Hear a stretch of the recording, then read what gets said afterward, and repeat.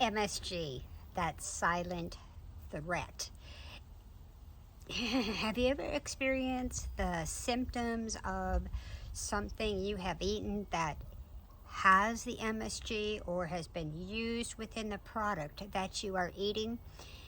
I know it's a very, very popular flavor enhancer and it's controversial, but there are so many possible side effects to MSG.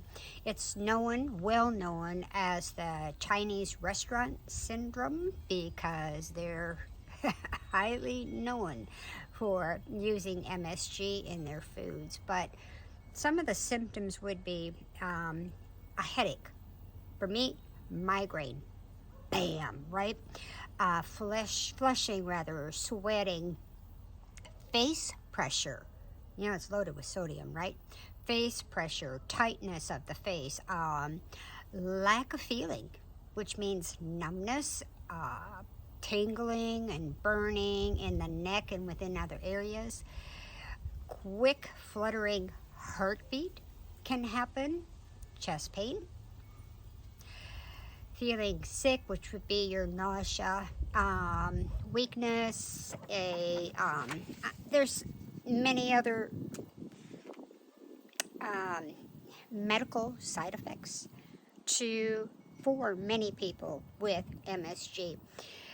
Where would you find the most common products, or what products would you find would be probably the ones using the most MSG?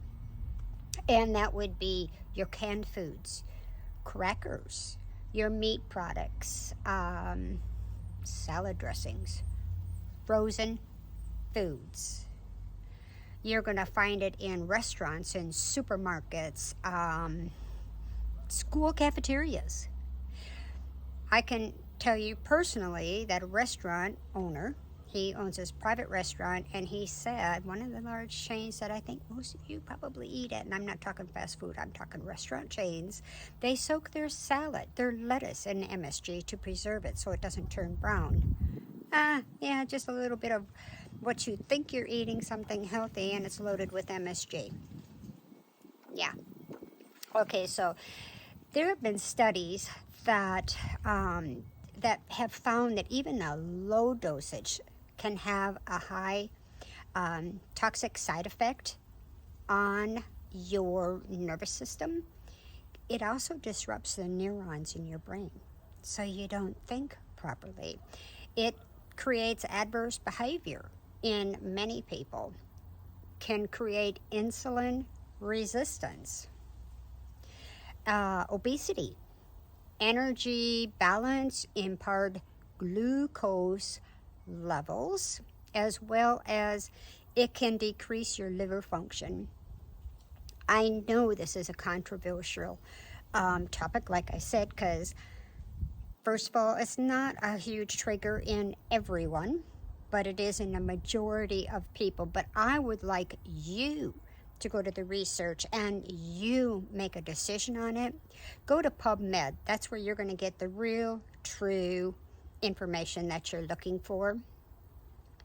When I would eat MSG, that's when I connected, oh my gosh, when I eat this, I am down for 3 to 7 days with a migraine. So it was triggering migraines with me.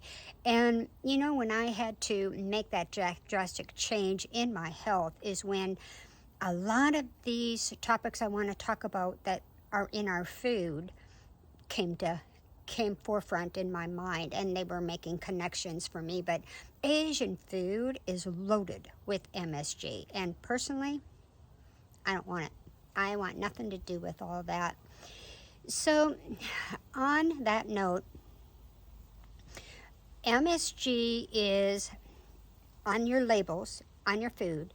They have gotten really good at hiding the MSG, and there's several different ways they are putting it on the label, thinking they're going to fool you that it's not loaded with MSG.